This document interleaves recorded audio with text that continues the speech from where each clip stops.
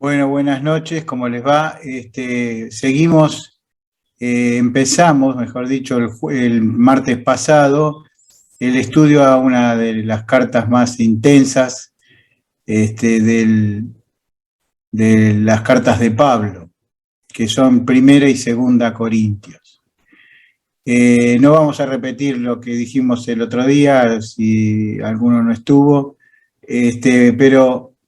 pero vamos a arrancar de donde dejamos porque se había cumplido el tiempo y vamos a tratar de abarcar hoy parte del capítulo 1 que nos quedó pendiente y el capítulo 2.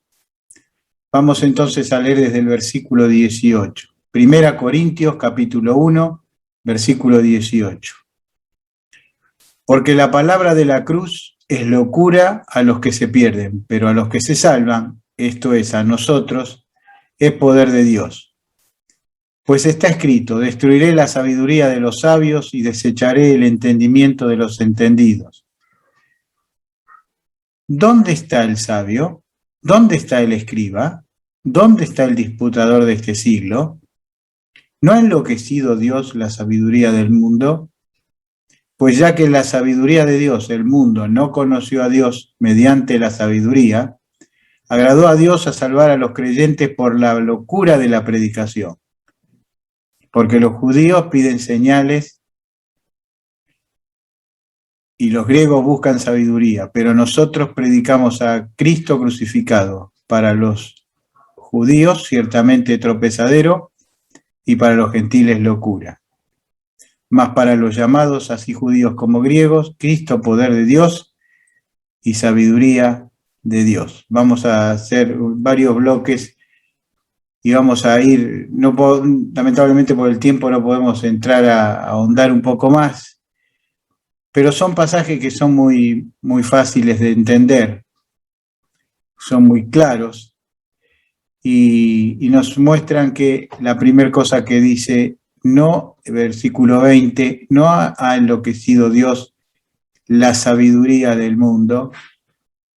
Esto se puede ver en el mundo claramente, personas encumbradas, personas con capacidad, con estudios, con preparación, a veces decir cosas que nos cuesta creer que una persona pueda decir o pensar de determinada manera, o pueda tener determinada actitud.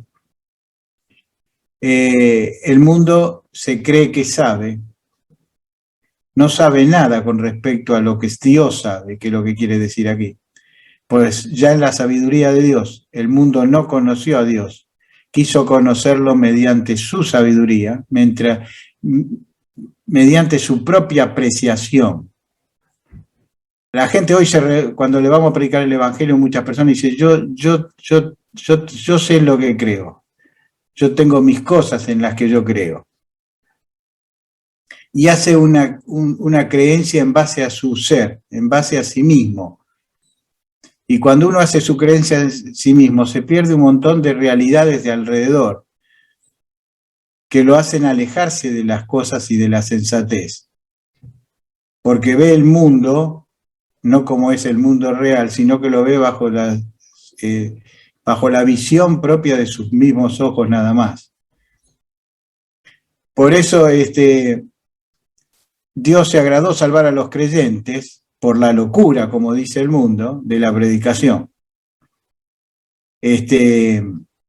Un mal diagnóstico había encontrado Festo cuando le dice, Pablo, las muchas letras te vuelven loco. Pensaba que Pablo estaba loco por las letras. Pablo estaba loco porque Dios había cambiado su vida, había transformado su vida.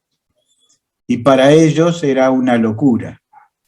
Era una locura que un hombre pudiese dar la vida por Cristo. Era una locura que una persona pudiese responder ante las maldades con cosas buenas, en pagar, en vez de odio, pagar amor, poder amar a los enemigos. Todas esas cosas, las enseñanzas del Señor Jesucristo, parecen locura. Y parecen locura para el día de hoy, porque aunque las personas lo digan, o digan, uy, qué bien, dice, este está loco, yo no podría nunca amar a un enemigo. El pensamiento de nuestro tiempo. Si aún en el aspecto familiar se llegan a situaciones de tanto odio, de tanto belicosidad para aquel que alguna vez amó o quiso, uno no se entiende cómo la persona puede pasar del amor al odio de una manera tan drástica y tan terrible. Pero es porque así es el hombre, porque no puede entender los propósitos de Dios. Pero cuando se acerca a Dios, Dios ilumina su mente de tal manera que puede llegar a comprender a Dios en su sabiduría. Por eso dice acá, agradó Dios a salvar a los creyentes por la locura de la predicación. El mundo no conoció a Dios por su sabiduría, pero agradó Dios salvar a los creyentes por la locura del Evangelio. En el versículo 22 dice, porque los judíos piden señales. ¿Qué son las señales? Bueno, en la historia judía, las señales son las pruebas en forma ostentosa, maravillosa, fuera de lo natural y de lo común, que los judíos tenían para conocer, interpretar que lo que estaba pasando era un acto de Dios. A eso se le llama señal.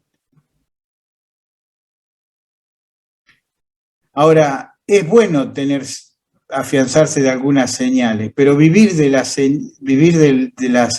señales es espantoso, porque toda su creencia está basada si Dios se manifiesta poderoso con uno. Hay muchas personas, creyentes inclusive, que mientras oran al Señor y el Señor les contesta las oraciones aproximadamente a lo que ellos desean, está todo maravilloso. Pero cuando el Señor un día conteste una oración de manera distinta a lo que la persona piensa, ese día dice, Dios me defraudó. Dios me defraudó. Hay mucha ámbito cristiano que tiene una manera de pensar de esta manera. La fe está abocada a las cosas terrenales. Yo quiero que el Señor me cuide mi trabajo, me cuide mi salud, me cuide esto, me cuide el otro. Todo abocado al aspecto material. Entonces el Señor pretende de nosotros algo mejor. No pretende que vivamos de señales, porque el pueblo de Israel fue uno de los pueblos que Dios hizo más señales que en todo el mundo, en todos los tiempos. Hay un texto que dice en Números 14:11, habla el Señor y dice, Jehová dijo a Moisés, ¿hasta cuándo me ha de irritar este pueblo? ¿Hasta cuándo no me creerán con todas las señales que he hecho en medio de ellos? Es bueno pedir una señal del Señor. Ahora, no es bueno vivir de señales. No es bueno estar haciéndole pasar al Señor un examen cada vez que nos pide algo. Buscando a ver si es el Señor. A ver cómo el Señor pudo hacer tal o tal cual cosa. El pueblo de Israel dice, ¿cómo puede ser? ¿Cuándo van a creer? Después de que yo me hice cantidad de señales portentosas demostrando mi buena voluntad y que son para mí mi especial tesoro, todavía siguen pidiéndome señales de mi amor. Todavía piden pruebas de que los amo, de que los quiero.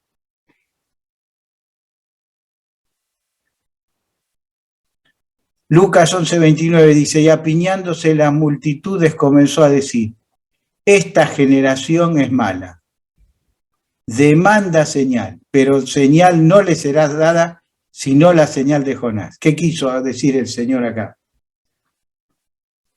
Yo no les voy a dar más señal. ¿Saben cuál va a ser la única señal que les voy a dar? La señal de la cruz. Porque acá cuando habla de la señal de Jonás, el Señor lo explicó, como estuvo Jonás 3 días y 3 noches en el vientre de la ballena, así es necesario que el Hijo del Hombre esté en el seno de la tumba para que después resucite triunfante. Ahí está la explicación de esto. La señal que le iba a dar es la señal de que el Señor iba a morir y triunfante iba a resucitar. No hay ninguna otra señal. Y hermanos, no pidamos más señales al Señor porque es la única señal que el Señor nos ha dado. Y es suficientemente poderosa y suficientemente maravillosa esta señal para conmover nuestro corazón y para generar en nosotros total credibilidad en sus actos y en su buena voluntad para con nosotros.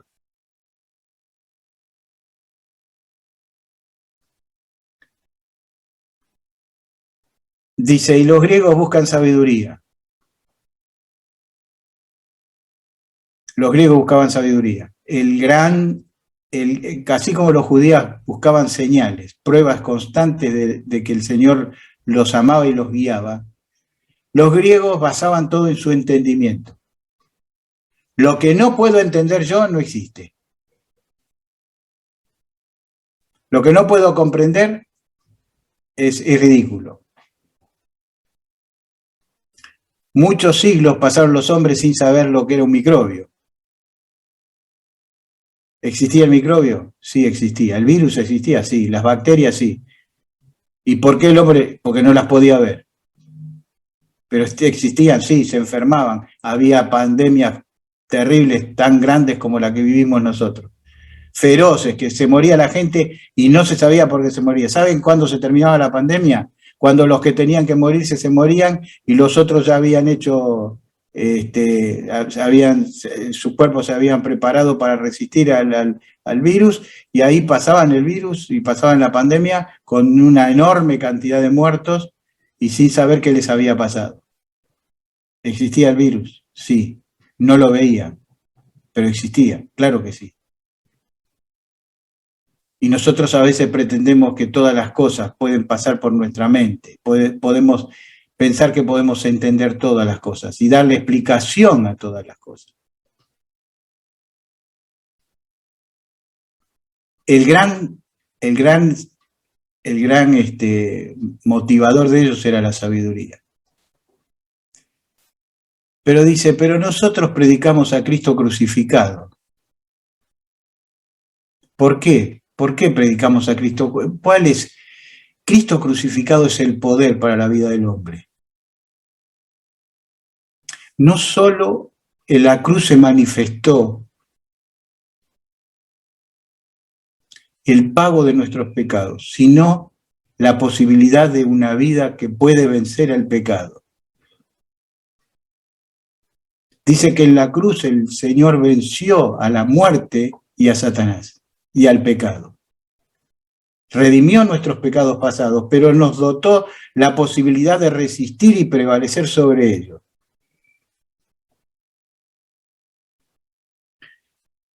Pero nosotros predicamos a Cristo crucificado. Para los judíos ciertamente tropezadero. ¿Por qué es tropezadero? ¿Qué significa la palabra tropiezo, tropezadero en la Biblia? Bueno, tiene un aspecto negativo y tiene un aspecto positivo. El aspecto negativo son los textos que nos hablan de aquellas personas que ponen, por ejemplo, cuando el Señor le dice, ustedes no tienen que poner tropiezo, por ejemplo, cuando los discípulos le prohibían a los niños venir al Señor, porque pensaban que lo molestaban al Señor. El Señor se enojó, le dijo, ¿por qué no lo dejan venir a los chicos conmigo?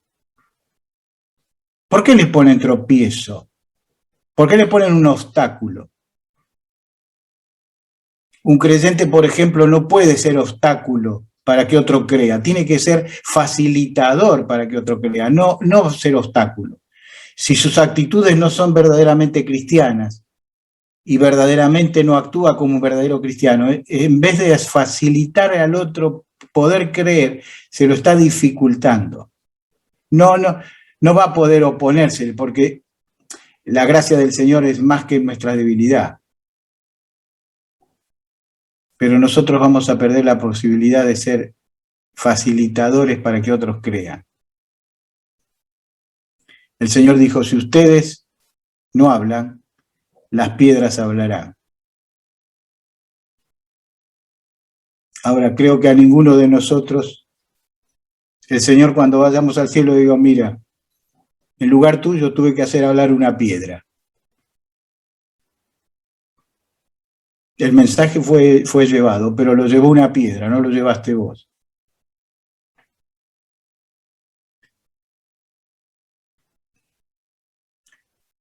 Dice, pero acá está en un aspecto positivo. El tropiezo es algo que nos hace caer para reflexionar.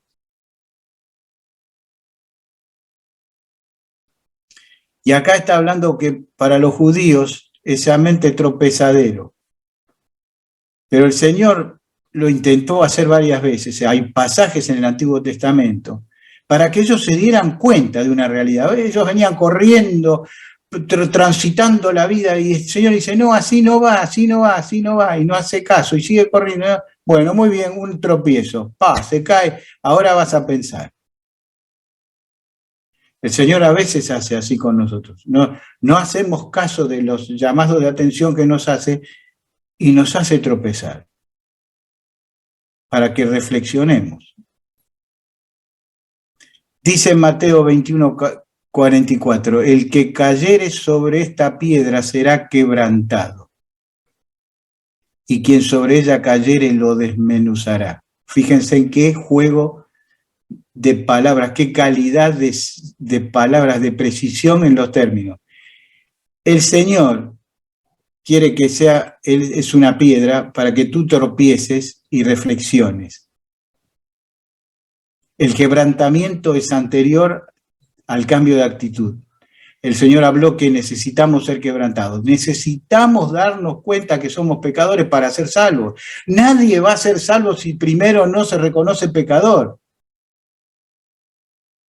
Es importantísimo esto.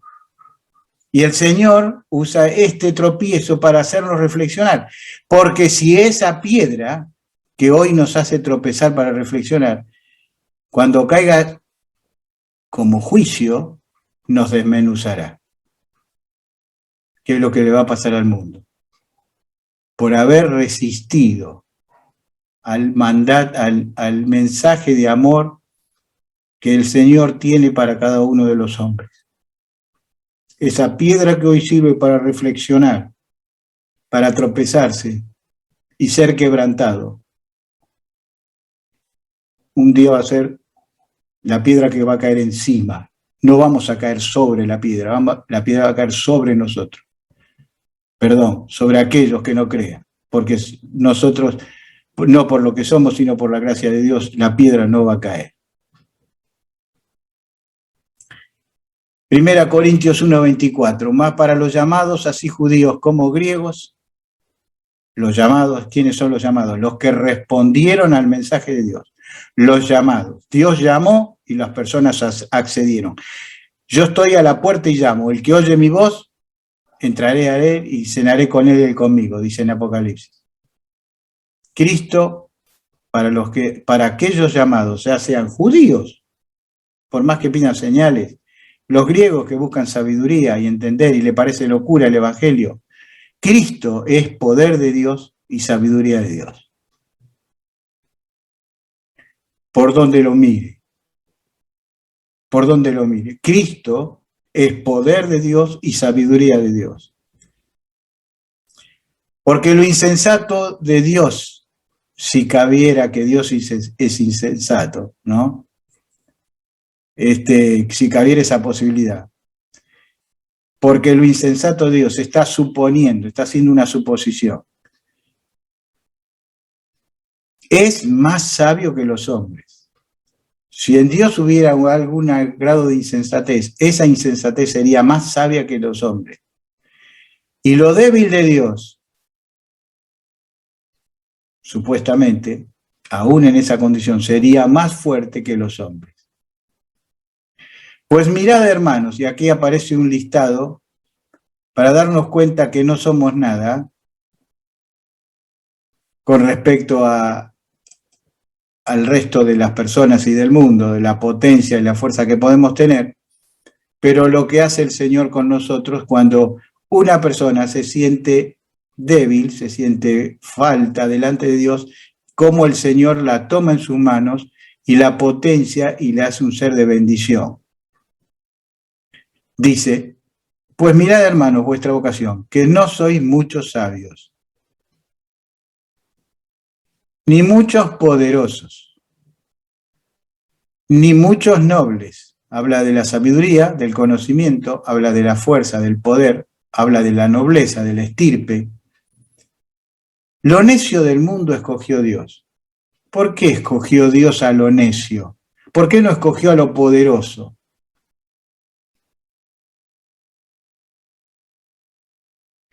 Lo débil del mundo escogió Dios para avergonzar a lo fuerte. ¿Por qué Dios escogió a lo débil? ¿Por qué no escogió a lo fuerte? Dice, y lo vil del mundo. ¿Por qué Dios escogió lo vil del mundo?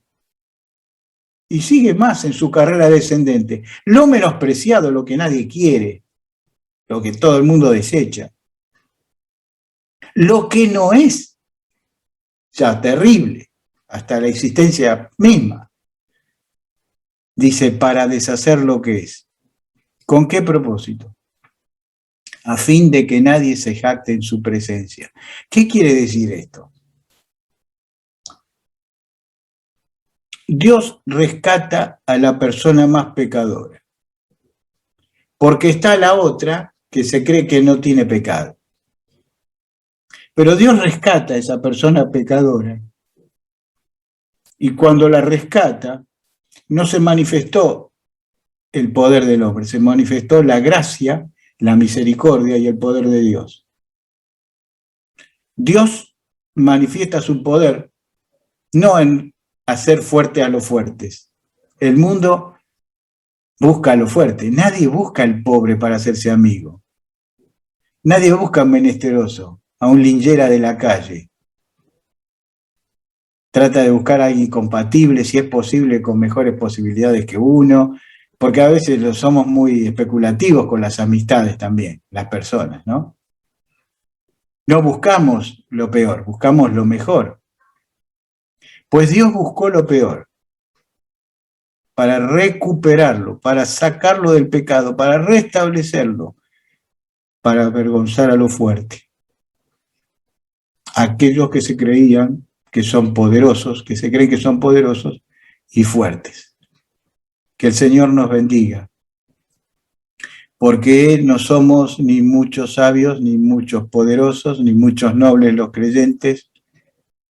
Tal vez somos los necios, mucha gente nos considera así, y más en este tiempo, porque nos creen que somos extremistas, que somos personas que no interpretamos la realidad, que nos quedamos en el medioevo.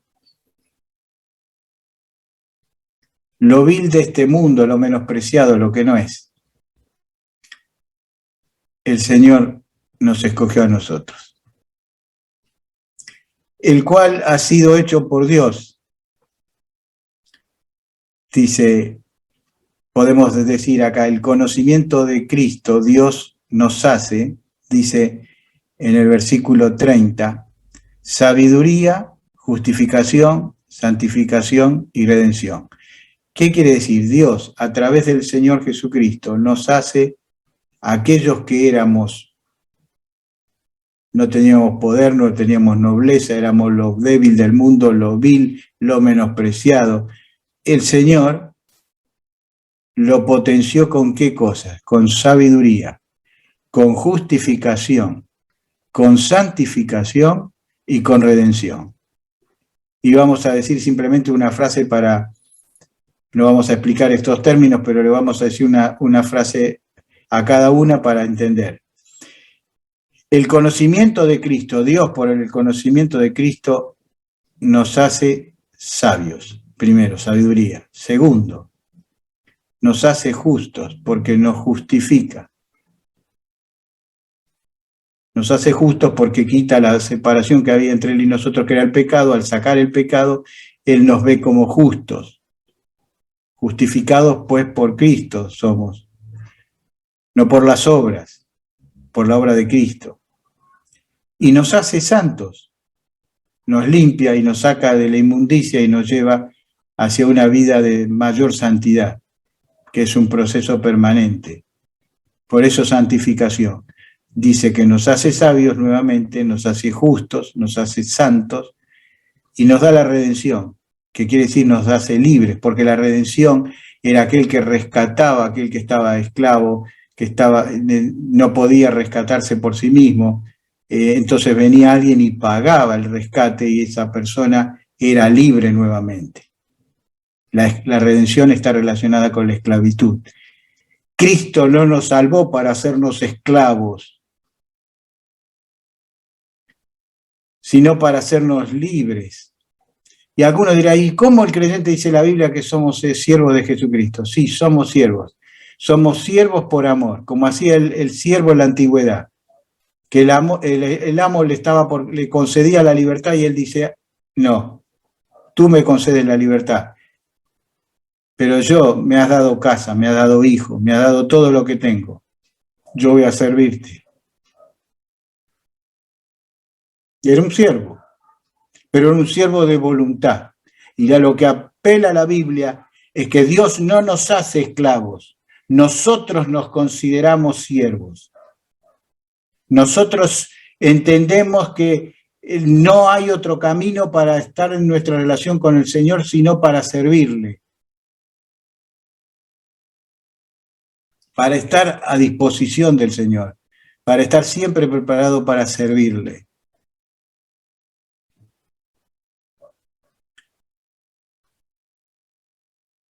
Y terminamos con este versículo. 1 Corintios 1:31. Para que, como está escrito, el que se gloría, gloríese en el Señor. ¿En qué nos gloriamos nosotros? En Cristo. En Cristo. Cristo es el motivo de mi canción. Otra razón no tengo por qué cantar, dice un coro.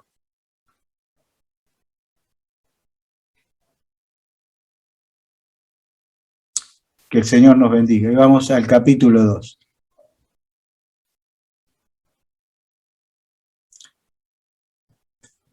Así que, hermanos, cuando fui a vosotros para anunciaros el testimonio de Dios, no fui con excelencia de palabras o de sabiduría, no haciendo así que, hermanos, cuando fui a vosotros para anunciaros el testimonio de Dios, no fui con excelencia de palabras o de sabiduría, pues no me propuse saber entre vosotros cosa alguna, sino a Jesucristo y a este crucificado. Y estuve entre vosotros con debilidad y mucho temor y temblor. Y ni mi palabra, ni mi predicación fue con palabras persuasivas de humana sabiduría, sino con la demostración del Espíritu de poder, para que vuestra fe no esté fundada en la sabiduría de los hombres, sino en el poder de Dios. Este es un pequeño o gran curso de lo que es hablar, lo que significa hablarle a otros de Dios. Pueden ser 10 personas, 1000 personas, puede estar un vecino o pueden haber 1000 personas en una reunión. Para todas, este es el principio, es el curso en forma rápida de lo que debe ser un creyente cuando tiene que hablar. Noten ustedes cosas que van a notar acá, 4 o 5 cosas fundamentales que no pueden pasarse. Creo que todos los que tomamos la palabra tendríamos que leerlo varias veces, porque lo está diciendo el apóstol, que era un conocedor de todo, un gran hombre preparado, pero que había todo puesto bajo la óptica de Cristo. Y fue por esa actitud que pasó a la historia por todos los siglos. Primero dice, cuando fui a vosotros anunciados el testimonio de Dios. Primer cosa, no es nuestro testimonio, es el testimonio de Dios. Cuando nosotros hablamos, no hablamos nuestro testimonio, aunque podemos tener nuestro testimonio, pero hablamos lo que Dios testifica. La Biblia enseña lo que Dios piensa. El poder de la predicación está en enseñar y mostrar lo que la Biblia dice para el hombre, no lo que yo digo. Mi opinión es una igual a las demás. La opinión de Dios no es igual a las demás. Así que, hermanos, cuando fui a vosotros para anunciaros el testimonio de Dios, primer cosa, no fui con excelencias de palabra o de sabiduría. Primer título podríamos poner aquí. No haciendo demostración de oratoria. No haciendo demostración de oratoria. La oratoria es aquel que sabe hablar, en público o en privado. Sabe hablar, es cautivante para hablar. Los demás se escuchan y capaz que hay personas que capaz que no le aguantan ni 10 minutos. La gente no, por el timbre de voz, por la forma de expresarse, puede decir las cosas más sabias del mundo, y bueno, pero el que es orador, capaz que tiene las personas oyéndolo una hora y siguen con ganas de escucharlo. Es un don natural. Pero dice, no fui con excelencias de palabras o de sabiduría. Segunda cosa. Y me propuse no saber entre vosotros cosa alguna, sino a Jesucristo y a este crucificado. No haciendo, segunda cosa, no haciendo demostración de que sabemos. Porque todos aquellos que leemos la Biblia, cuanto más la leemos, nos damos cuenta de qué poco sabemos de la Biblia. Pero esto no es una frase célebre, ni mucho menos. Es una realidad que podemos descubrir cuando... ¿Saben lo que pasa? Cuando uno no lee la Biblia, piensa que sabe de todo. Cuando lee la Biblia, o se piensa que es el mejor padre, lee la Biblia y ya la Biblia le demuestra que no es el mejor padre. Se piensa que es el mejor creyente, lee la Biblia y se da cuenta que no es el mejor creyente. Se cree que es un excelente hermano con responsabilidad, un anciano de la iglesia.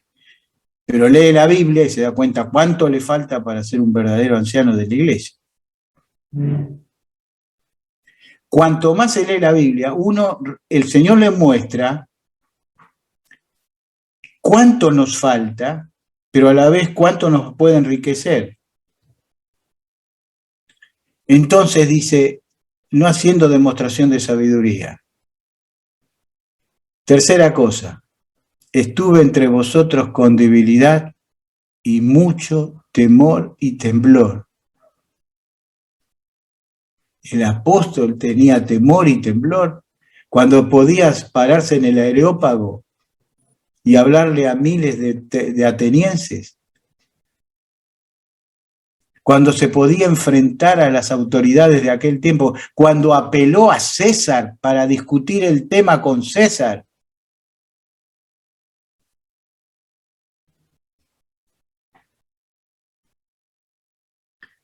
Pero Pablo era consciente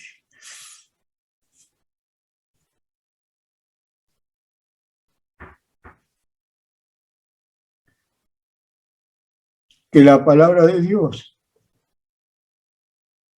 no se puede tomar cualquier cosa como si contáramos un chiste. Pues si hiciéramos un relato alegre, todo el derecho del mundo para hacer un chiste, un relato alegre. Pero cuando hablamos la palabra de Dios, era consciente de que podía conmover a las personas a ser salvas. No por su poder, sino por el poder de Dios. Cada vez que abramos la Biblia, cada vez que digamos algo en nombre de Dios, temblemos. Temblemos.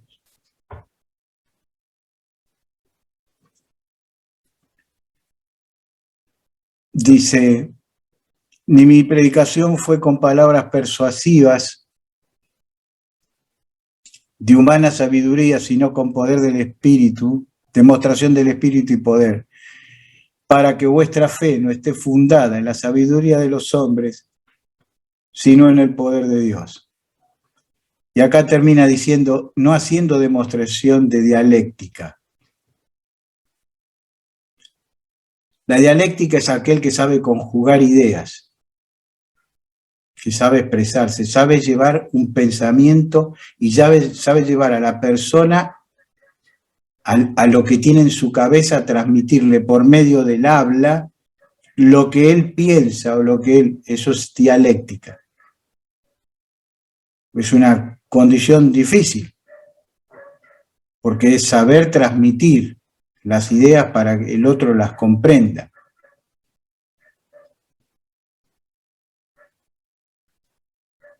Y el apóstol dice, no fui acá con palabras persuasivas, ideas bien hilvanadas humanamente. Muchas veces cuando le hablamos a personas de Cristo, armamos una serie de argumentaciones, cuando es muy simple lo que tenemos que decir. Que las argumentaciones no tapen lo esencial, lo que dice la Biblia.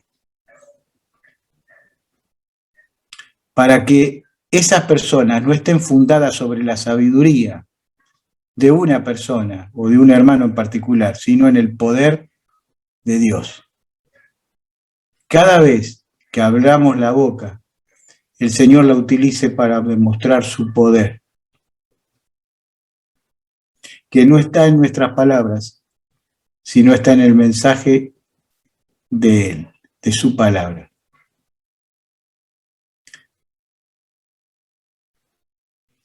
Vamos a terminar acá porque pasó el tiempo, nos queda una parte del capítulo sin ver, pero no podemos seguir porque ya son más de media hora. En otra oportunidad lo veremos. Que el Señor nos bendiga. Amén.